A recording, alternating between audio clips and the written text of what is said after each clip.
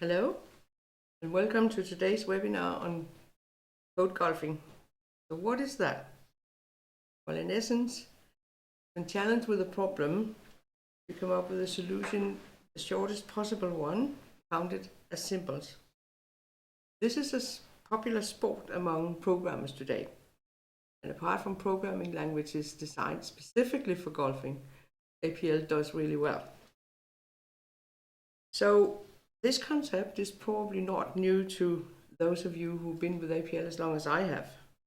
At least I distinctly remember the year games where the numbers from 1 to 100 had to be generated using the digits of the current year in order and the APL primitives. And the winner was the one who had used the smallest amount of symbols to generate all the 100 numbers. We didn't call it code golfing. And to be honest, most of the competitions we had back then had best performance as the winning criteria. But looking up the definition for code golfing on Wikipedia, there is actually a reference to early APL hackers performing this sport before it was coined code golfing. So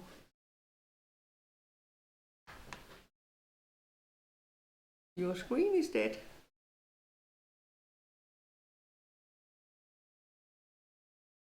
Okay. Right. So at Dyalog 17,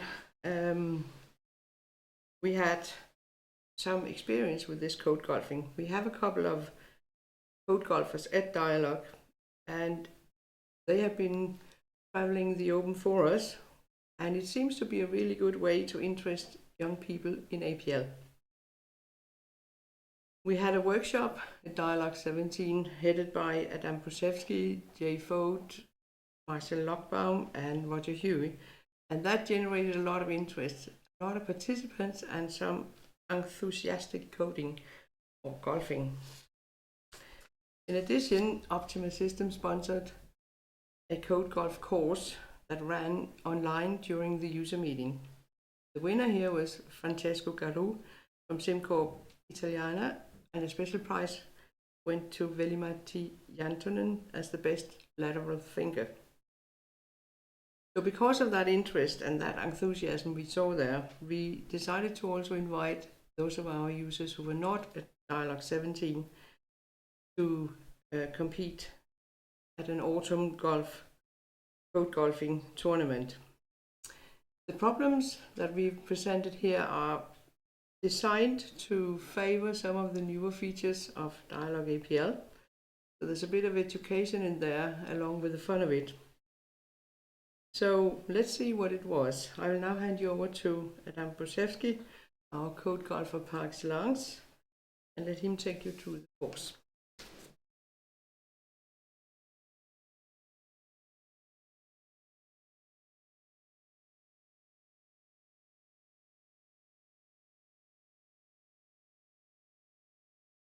So, do code golf. Code golf is good for you and good for your skills in coding. Because when you want to write something as short as possible, then you have to try out all those little nooks and crannies that the language provides you. And APL has lots of special functions and operators that you can apply. In order to write the shortest possible code, you have to know them all. So when you're trying to write the shortest possible code, you will be encouraged to look into all these and learn how to use all these special things that APL provide. Also, a problem can often be attacked in many different ways. And when you want to write something that's short, sometimes you can write it in a different way in order to find a shorter way to write it. And so by doing code golf, you learn to open up and think in a different way and attack the problem again, even though you already have a solution. And it can, after all, result in better code, even when you're not trying to golf. I invite all the viewers to participate in the chat that's going on, and I will take your input into consideration. Now, when you start coding, there are different types of code that you can write. First, you can write readable code, but that might not be the fastest code. So you can do everything you can to optimize for speed, and that is of course not what you're trying to do when just golfing. That's when you want to make the shortest possible code. And then in production, you of course need to find a balance, because what you write needs to be maintainable as well. So even if it's super fast, it might not be the best code for maintainability. So in illustration of this, I will go through 3 selected problems from the CodeGolf tournament. And these are Conway's Game of Life and the APL primitive interval index, which was introduced in version 16, and a problem called complete teams. So moving to the first problem, Conway's Game of Life. Conway's Game of Life is a classic programming problem, and there has been APL solutions to this for many years. The rules of Game of Life are quite simple, but it can be used to simulate something that appears as a quite advanced life and death of cells in a grid. The rules of Game of Life are as follows. Any live cell with fewer than 2 live neighbors is not going to survive to the next generation. So we have an example here as shown, where we have a cell which is alive, indicated by 1, and in its neighborhood, as indicated by the square, there's just 1 cell that is alive besides for itself, and therefore in one step over to the right, you can see that the cell is not alive in the next generation. So the purpose of a Game of Life function is to calculate the next generation. Next rule is that a cell with 2 or 3 neighbors gets to live on to the next generation. So you can see the indicated cell here with its neighborhood has 2 neighbors, and so it survives to the next step over to the right. Also, this cell has 3 neighbors that are alive, and again it's going to survive to the next generation. If there are more than 3 neighbors which are alive, as you can see by this cell and its neighborhood, then it's too crowded and the cell will not survive to the next generation. And then a cell can be born where it was previously dead. It can be live in the next generation if it has exactly 3 neighbors.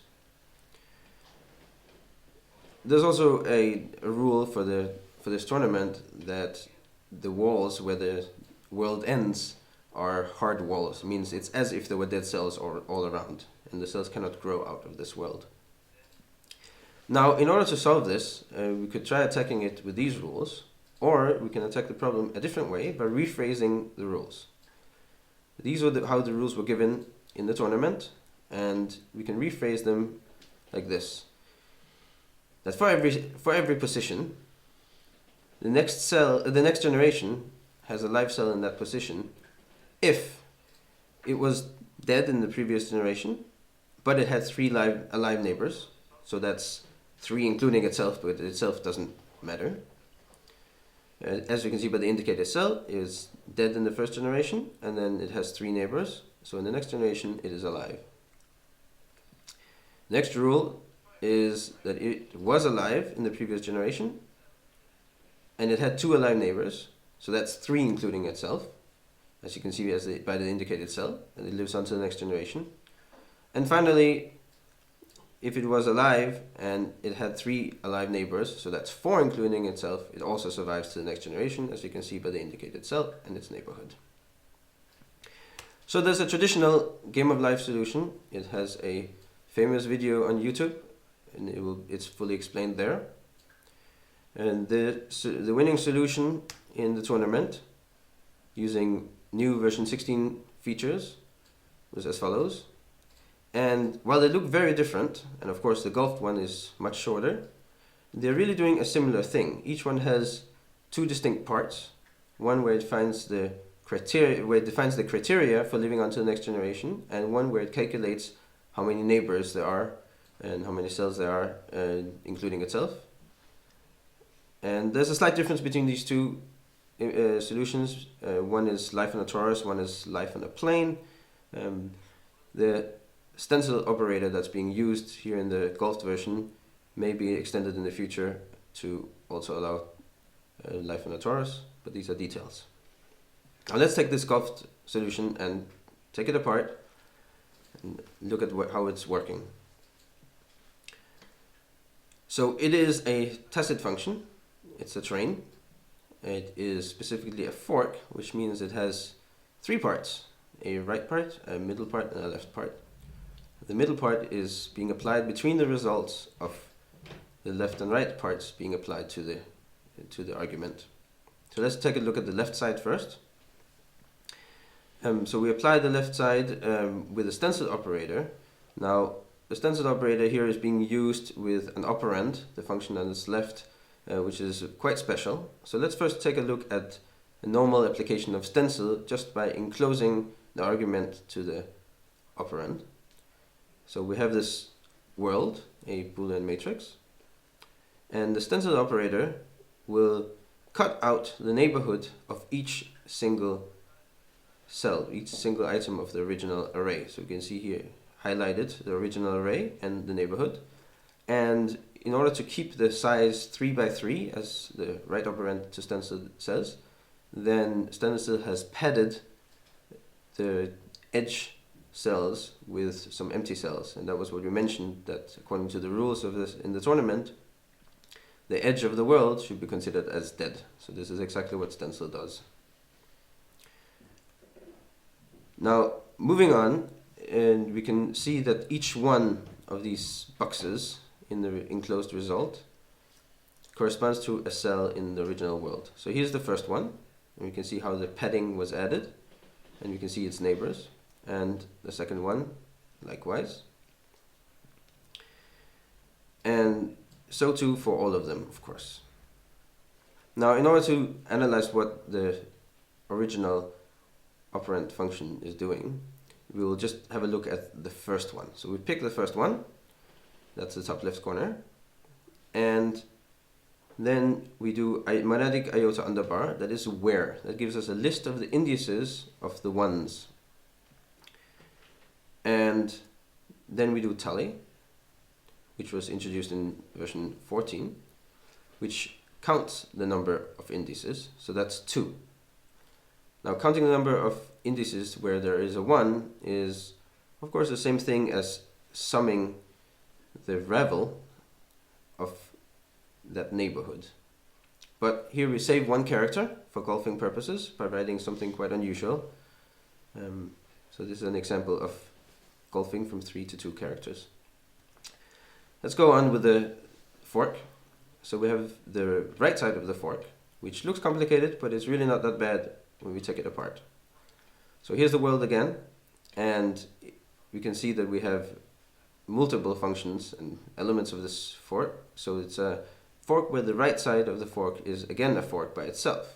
So we can take out that right side of the fork and look at what it's doing. It's adding a 0 to every one of the elements in the original world. So here we can see the zeros that have been added. And after we add a 0 to that, then we add 3 to everything. And now we can see that for the cells that were dead in the previous generation, then we get 3, 3. And for the cells that were alive in the previous generation, we get 3, 4.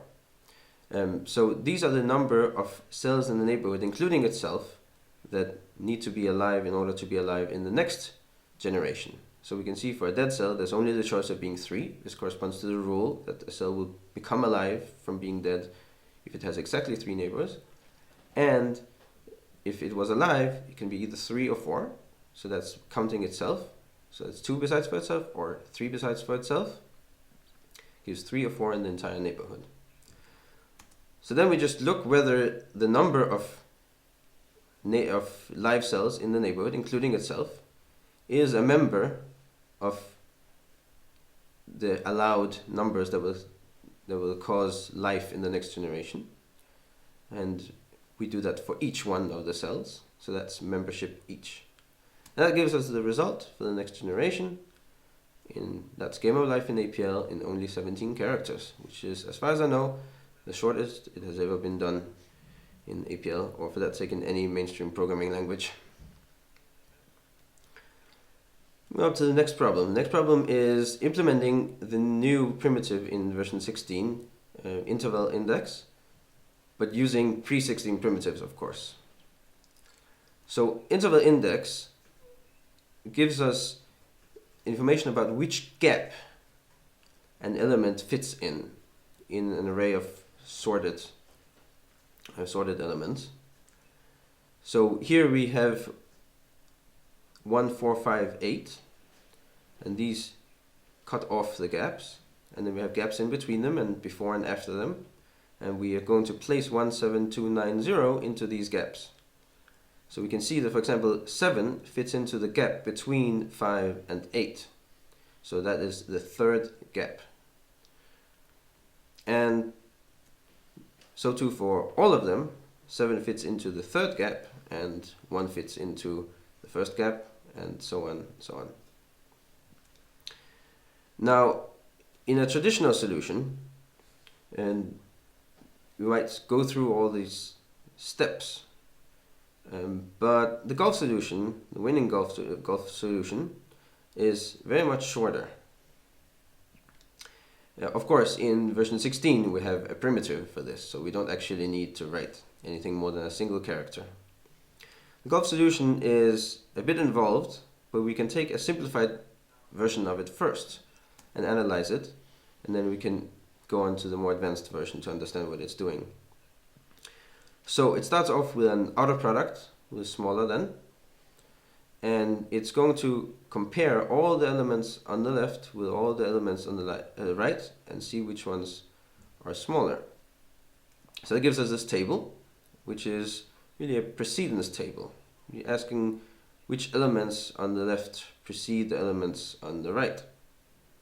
And being that the elements on the left are in order, then you can see the ones coming down from the top.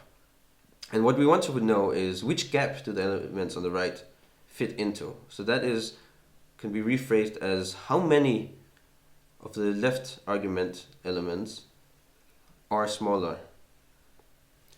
So if we sum this Boolean vertically, then we get the number. So on the left side of the 4, that's where something would go if none of the left argument would be smaller. And in between the 4 and the 7 is just 1, the 4. And of course, if somebody is greater than both 4 and 7, it's in gap number 2, all the way on the right. And so here we can see them placed into their position. Now, this was for numbers. Now let's move on to characters. So we put in lists of characters, vectors of characters, and we get a domain error, because you cannot compare which character is smaller than which character. And that is, of course, true even if we try to just take out the dot smaller than, the outer product, because you can't compare even single characters to each other. They don't have a value. Even if we try to just do it scalar-wise, it still gives us a domain error. But let's think about what it was we were saying before.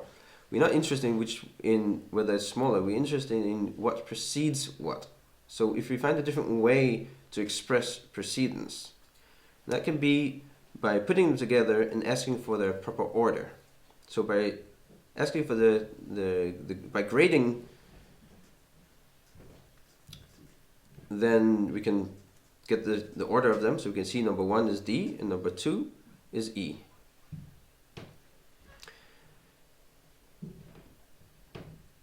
Now if we compare these indices, we can see that 1 is smaller than 2, and therefore D precedes E.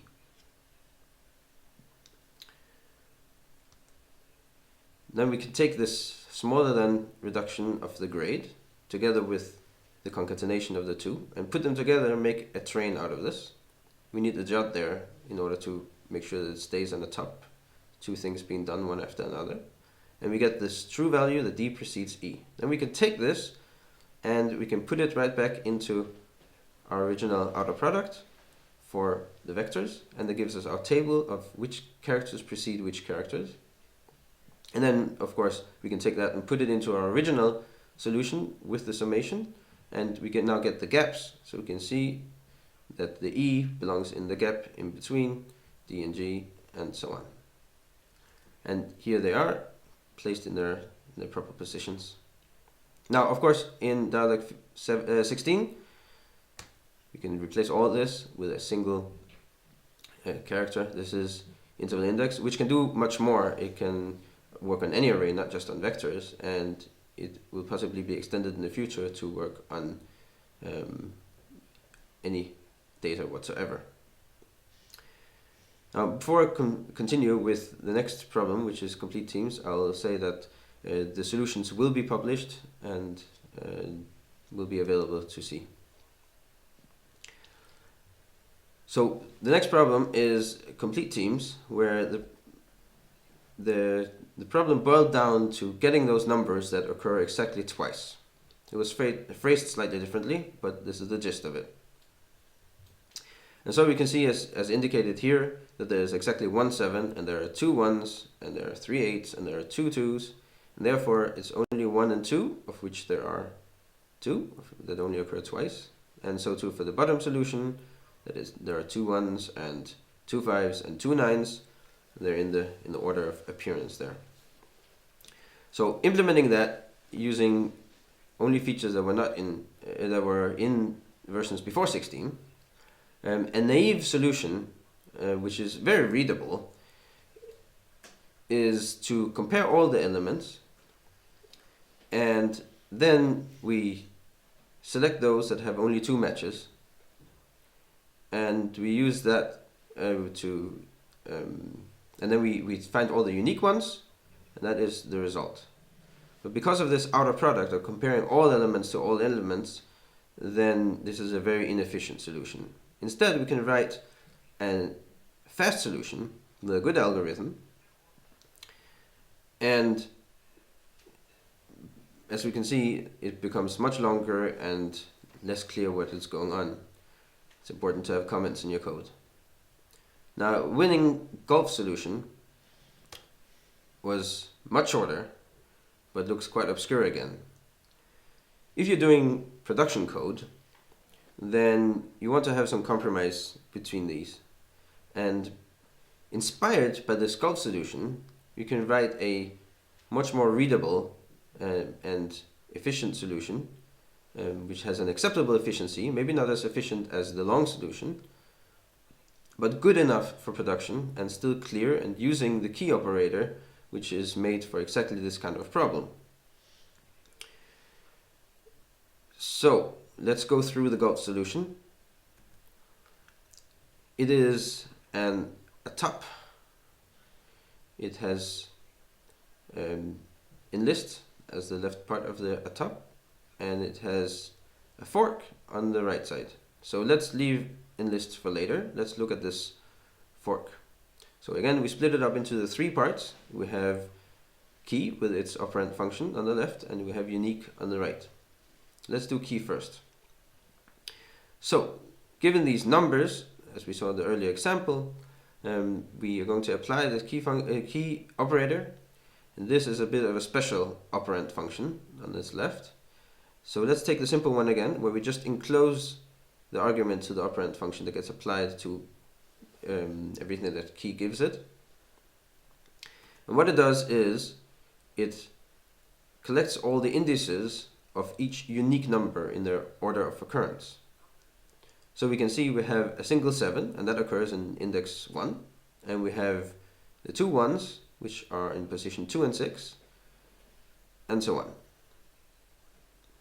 Now, instead of just enclosing and listing them like this, we can count the indices. So we can see that there's 1 of the first, which is a 7, and there are 2 of the second occurring unique element, which is the 1, and there are 3 8s, the 3 indices for the 8, and so on.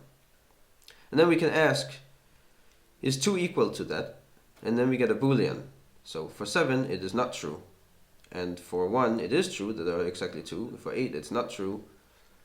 And for 2, it is true that there are 2.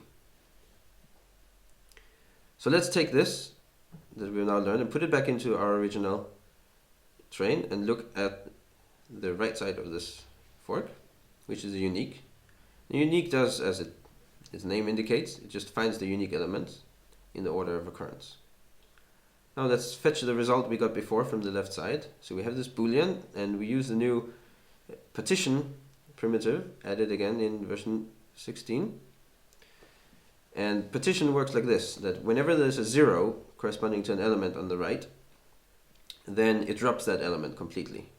And whenever there is a number larger than 0, which is also larger than its predecessor on its left, then it begins a new partition. So it cuts the right argument into these sublists. And therefore, being that this was a boolean, we can get one or more lists of elements that occur exactly 2 times. Now, this is not a useful structure. If we had had multiple elements that occurred only twice in a row, they would have been grouped together. And therefore, we apply in list to remove the structure, and this gives us the result that we were looking for, and finally the complete golf solution. Now, because we create this unuseful structure and then flatten it within list, it has a performance impact. And if we compare these solutions, the readable, the fast, the short, and the balanced solution, we can see that, of course, the readable one was terribly slow with 1,000 elements. And that is because it's doing this outer product, comparing all elements to all elements, which is unnecessary. And we had the fast solution, which took 2 orders of magnitude less time. And then we had the golf solution, which is significantly faster than the naive solution, the readable one, but still quite slow. Then we had the balanced one, which almost matches the super fast code, and that is a reasonable outcome. And it's of course much shorter and much clearer what's going on, as long as one understands how key works. This is for 1,000 elements, and if we up this to 10,000 elements, then we can see these differences get even more extreme. And again, we can see that once the data set gets large enough, using the balanced solution or using the optimized solution is really not that big of a difference.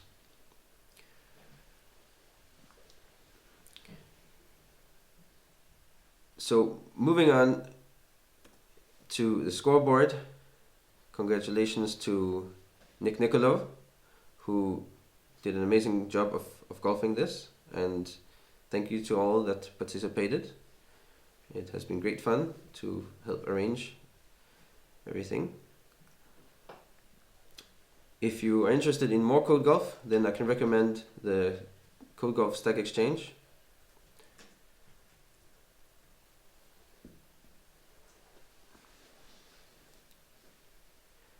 And don't forget, both when you're golfing and when you are writing your own code, to look into all those new features. We have added lots of things to APL over the last couple of years.